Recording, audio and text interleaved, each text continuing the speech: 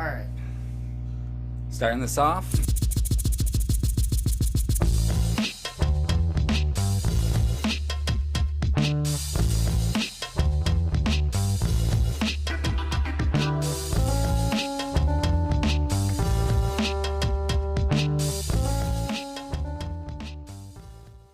We got a pretty special episode today on our hands with Even Stevens versus Don't Look Under the Bed.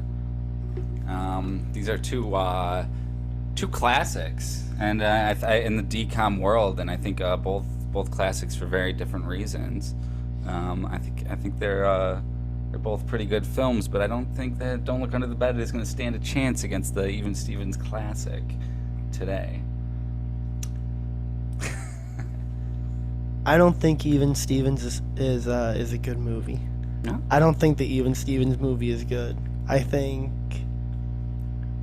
as I've told you, I think all the characters in this movie are assholes. I think no one gets their comeuppance in this movie. I think no one. It's like kind of mean humor, or it's like kind of like dumb humor. There's a couple of parts in the movie that made me laugh, don't get me wrong, there are, but a lot of the movie made me feel like not okay. I didn't like what they were doing with Ren, 19 years old, playing an 8th grader. Yes. And yeah, I mean, this is the last bit to the television series. Yeah, this Even was Stevens. And yeah, so I think that's the main reason that you get that weird age thing, is that they were kind of finishing up the series. And I mean, as a kid, I always thought she was like graduating high school or something. I think I just didn't pay attention to the fact that they were saying she was graduating 8th grade.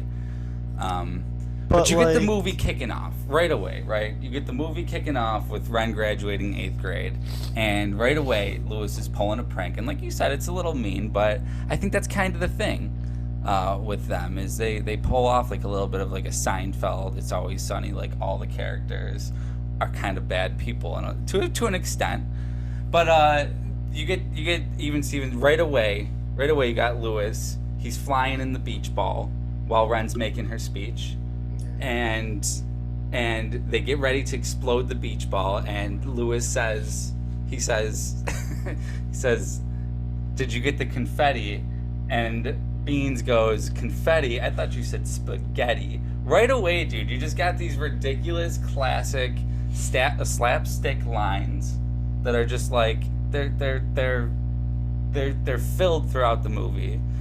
And I would have to say that this movie can get put on a level of comedy greats like Napoleon Dynamite, like fucking comedy greats. No. Just no. I don't like, no.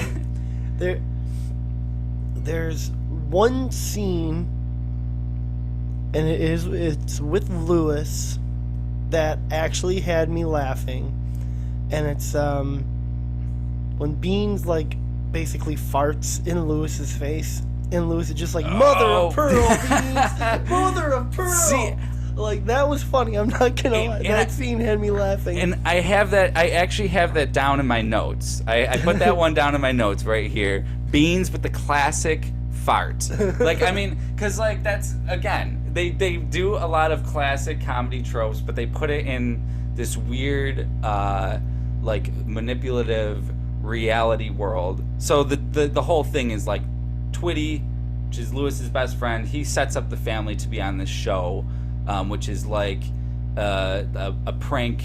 It's like a prank show, and they basically take a family and they put them on this island. They tell them like it's like this exclusive vacation trip, and then they just basically fuck with them the whole time. And I think it opens up a lot of windows to like the manipulation in reality TV as a whole. But I don't think that's what they're going for. I think it is. I don't think that's what they're going for. I think they were like, we have a family of, throughout the series, we have this family of relatively selfish, shitty people.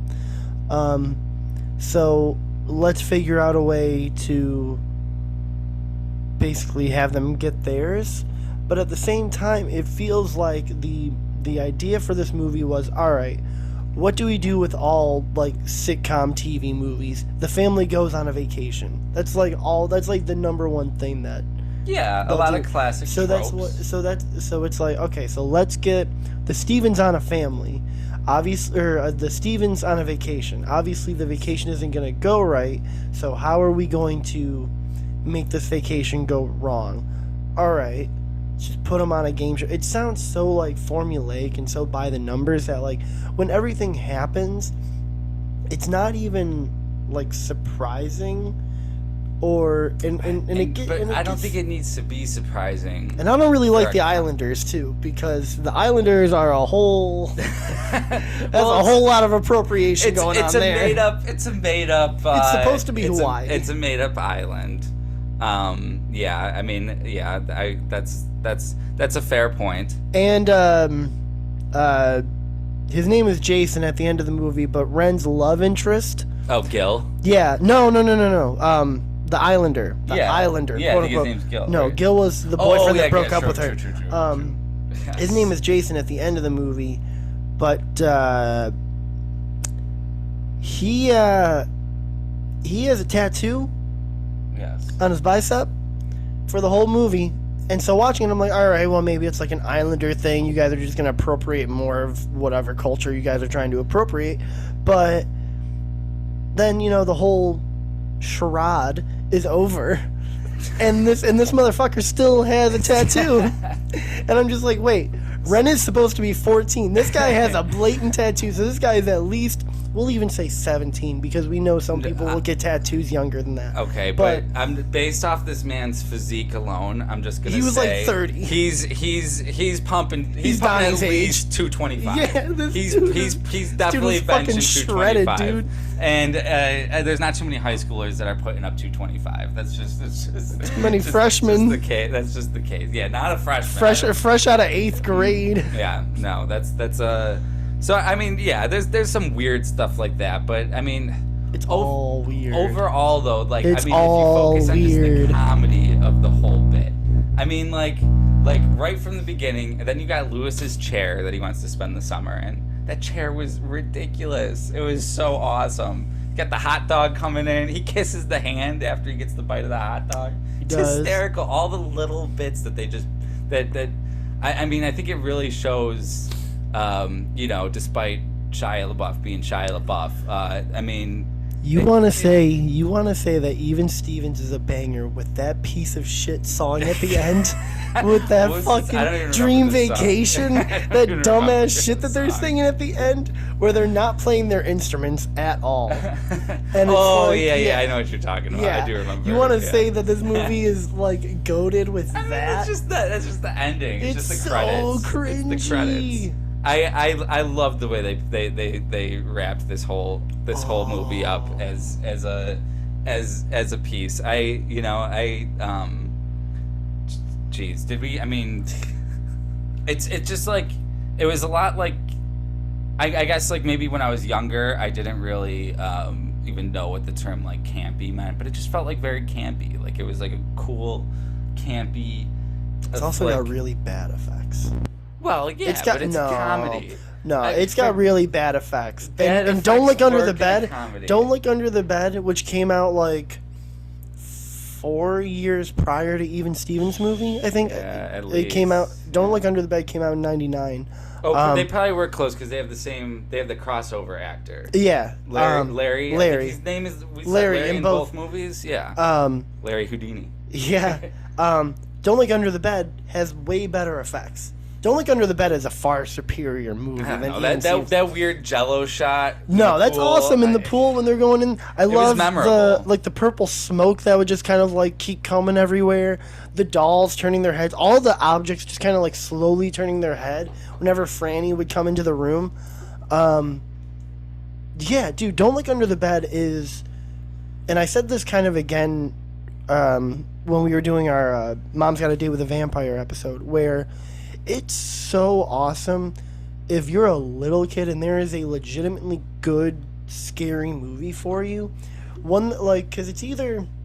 You know, people would argue that that's too scary. I don't for a think kid. so. I mean, like it depends. I mean, it depends on the kid because for me, you know, I loved ever since I was little. I've really loved it. Like, I was 8 years old when my grandma showed me the very first Pet Sematary, and so I think it was like 3 years prior to that, or 2 years prior to that, that I watched Don't Look Under the Bed. That sparked the interest. Yeah, I feel like Don't Look Under the Bed is a really good gateway for kids to get into horror, especially because there's a lot of tropes and tricks that you'll see in a lot of more mainstream horror, where like you have kind of like Evil Dead sort of camera angles in the beginning of Don't Look Under the Bed, with like the camera just zooming in through the city and everything. I think to on the contrary to this point, we talked about in our first episode when we were making this bracket, and I had a very negative reaction to Don't Look Under the Bed. Your next one is Don't Look Under the Bed. I kept it. I kept it on my list. I fucking hate that movie. I was about to say. Your quote was, "I fucking hate this movie." And on my rewatch, I definitely disagree. I think that as a kid, it was just for me too hard to understand. I didn't know what was going on, and then aside from that, the only thing with when you're not getting the story, you're just seeing these very creepy images, and that was, you know, as a kid. And then also, they dive pretty hard into the brothers' leukemia thing. They do, which is a lot for a DCOM. I mean, like, especially like one like that. I don't know, like he's like at one point Larry Houdini, who I think is playing a brilliant character. He's the best. He's the best character in the movie. I will say, I think his role, like in that movie, specifically him, might be the best role out of both movies. Oh, 100%. Like 100%. I can give Don't Look Under the Bed that credit for sure. But I don't know. It's just like my rewatch, being able to understand it more, and like it almost potentially feels more adult. Like you'd have to understand some things about like, well, I mean, the movie is all about growing mental up, illness and stuff too. Like with like the parents thinking that she's like, oh, she's just going crazy, which kind of like Yeah, the parents kind of think that she's a little schizophrenic at a certain point. But I think that's something that I really love about, and you can really tell, and I think we're gonna notice this more and more when we go through the DCOMs, that like, I think after like 2001 or 2002, they started kind of changing up a little bit, where they were like, the writing got a little bit more kid friendly and less family. Sure, yeah. Because it definitely feels like, you know, with movies like Under Wraps or with Don't Look Under the Bed, you know, the writing is a little bit more adult. It's a little bit more geared towards it's not talking down to kids, which is what I love about Don't Look Under the Bed, that I hate about Even Stevens' movie. This movie, Even Stevens' movies, treats the viewers like they are just dum-dums. Well, I see. They treat their viewers like, but Don't Look Under the Bed treats its viewers like kids that are growing up. And that's what the movie is all about. The movie is all about coming to terms with growing up. I think that's what an awesome comedy does, though. Makes you feel like a dum-dum? No, yeah, a little bit. Because like an awesome comedy, dumb. like you watch like A Dude, Where's My Car? And I mean, I guess you can have your own opinions on that as well. But, I love that movie. Okay, but... see, that's what I'm saying. It's so dumb. It's so stupid. And there's so many dumb and little stupid things throughout the Even Stevens movie that just like, oh, it truly, to me, makes it a classic. And then just with the whole tying in the reality TV thing and the manipulation and stuff, there's like just a little bit in there for everything. And then I don't think we mentioned it yet. Another crossover actor from that awful film 13th Year we watched, Dave Coulier, has a beautiful cameo. With Gotcha. Yeah. Kind of a little shout out to his Cut It Out, I think, you know? Oh, it was definitely, yeah. Wait, what is it? It was Cut Out. Yeah, Cut It Out. Yeah. No, I mean, so here's the thing. Even Stevens' movie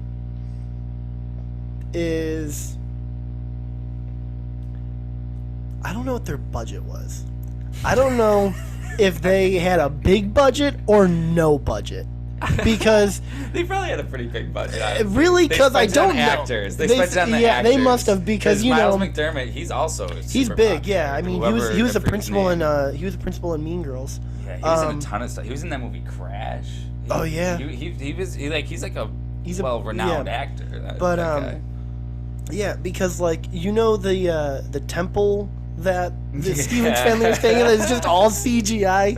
It's really shitty CGI. It is bad. I mean, and then like when they see the temple and Lewis is running towards the temple, you can see that it's just like a matte painting that like he's just running towards, and it's so bad. Like the effects are so bad. And like even like that watching works it for the comedy no, though. I even when the bad temple, effects work in a comedy for me. I think bad effects like give it like a little extra charm. No. And then the movie is just so mean-spirited. Like when they're trying to get I think his name was like Mutai or something, trying to get him to kiss Ren, and Miles McDermott is like, "You got to get that kiss. And after you kiss her, dump her." And it's like, what the fuck, dude? But that's where it's like that's the manipulation of reality TV where I think they dive into a little bit. I think that was part of the writer's idea was like like it totally opens that window like where it's like that's how reality TV works. Like they like they're just manipulating these people to do what they want to create their piece, and this is like an extreme version of that. I guess it's like how Grand Theft Auto parodies life. You know what I mean? Like the way if you watch you're playing Grand Theft Auto 5, it parodies life. This like parodies reality TV. It takes it to like the extreme of like like maybe even what things could be at some point. I mean, I guess, but I don't know. Like even Steven's movie, like the plot just feels like paper thin, and it's like even though Don't Look Under the Bed is very sparing with its humor, every time it has humor, it lands for me. I think every time Don't Look Under the Bed does add the levity, it's funny. Even Stevens is just throwing shit at the wall and is like, "Hey, you're gonna like this, right? No? Well, don't worry. In 3 seconds, we're gonna have a fart joke." So, Don't Look Under the Bed. An amazing fart joke. No, the fart joke was incredible. It's a good fart joke, and you can't always pull them off because sometimes fart jokes don't stick. Oh no, and they made this one stick. They did. That's disgusting. But yeah,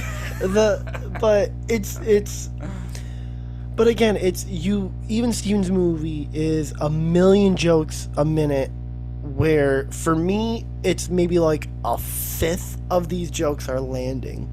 Don't Look Under the Bed has a compelling story that is not paper thin, that has a lot of layers to it, has a lot of deep meaning, but is something that if you're someone that wants to sit down and watch a creepy movie, Don't Look Under the Bed is that. If you're someone that wants to sit down and watch like almost like Disney's take on like an A24 horror movie, that's what Don't Look Under the Bed is. It's got heavier stuff. It's dealing with, like, as we said, leukemia, growing up, kind of facing adult challenges, which is where all the imaginary friends and boogie people are kind of coming into play here.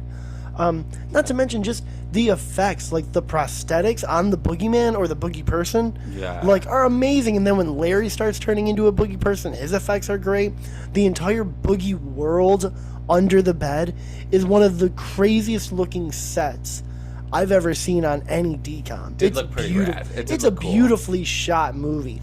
And again, it's got this like weird kind of offbeat humor with like the dogs all being put on people's roofs and stuff. Don't Look Under the Bed is a great movie. And it's also a little bit progressive because, at the end, you think it's the boogeyman the whole time. Turns out it was Franz. Yeah, it's Boogie Person. Fucking check your privilege. But so, it's, yeah, dude, Don't Look Under the Bed is a fantastic movie. Is a movie that just everything it's trying to accomplish, it accomplishes in spades. Even Stevens is a movie that if you're super fucking high and you're couch locked and can't move and don't know where your remote is and it's stuck on TV, all right, sure, I'll watch it. So either way, we're saying both movies are worth watching. That's for sure. They're both worth watching, and to some extent. To some extent, yeah. I think like I said. I mean, Even Stevens could really. I think the Even Stevens movie can get put in like a top 50 comedy movies of all time. I think Don't Look Under the Bed should be put in a top 50 movies list, whether it be scary movie like kids horror or whatever. The main thing that gets me, like the main thing that gets me, is Larry Houdini in that movie. He does do a brilliant job. Like he's amazing. I think his role, talked about him. His role in that movie could like on a soul level. I think like his role in that movie could have been like award winning if looked at in a different well angle. Also you got to think too, that's all unfortunately I don't know that actor's name because he's incredible, but that's all him, because that's like on the page, like the scene where like Larry's like, you know, like stands up in the cafeteria and starts like moonwalking and stuff.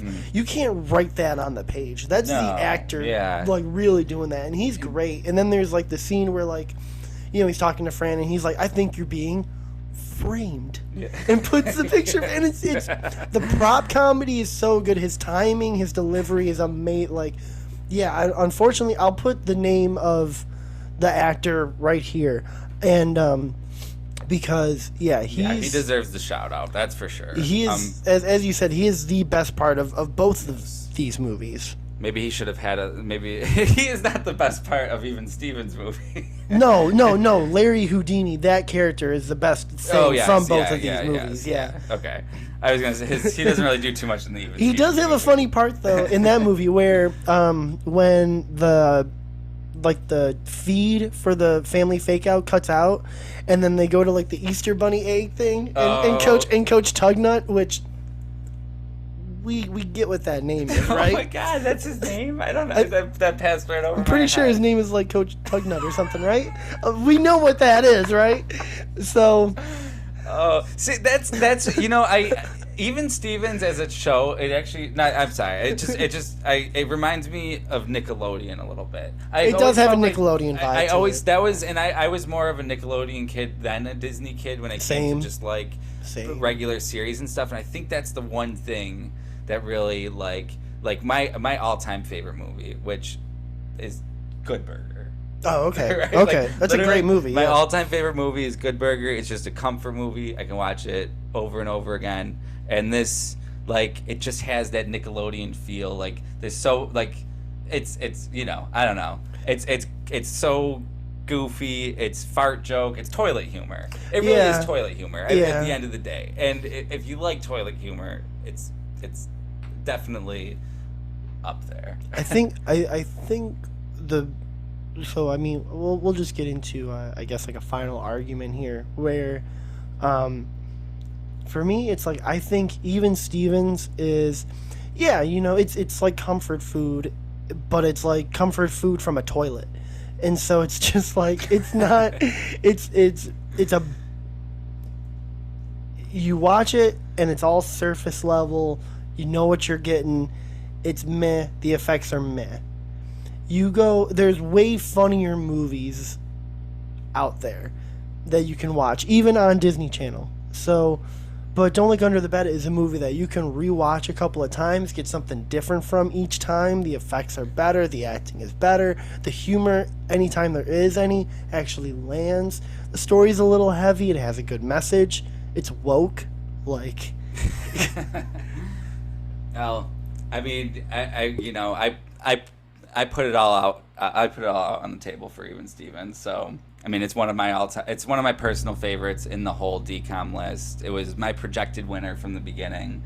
I truly thought that this one would take it, and now after rewatching it, I don't think it will. It's. I mean, hey, I think it still stands a chance. We've watched a lot of these now, and there are ones that I've enjoyed more, but I do think that the Even Stevens movie, it's got to make it to the second round in my humble opinion here. But I think this is It's going to be up to you guys. Yeah, this is not one for us. This is No. another one that's not for us to decide because it's too split. Yeah, this is going to be up to you guys.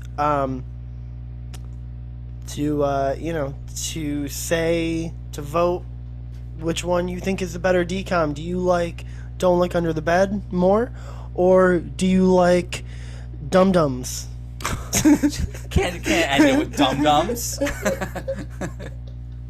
We'll see you guys. Oh, well, okay, so next week we are about to serious this show way up because we are talking about The Color of Friendship and True Confessions, which I'll say it next week, but so far in this entire DCOM debate, the famous Jet Jackson movie and True Confessions have been my two favorite movies that we've watched so far. We'll talk about that next week. We'll see you guys next week, and yeah. Later.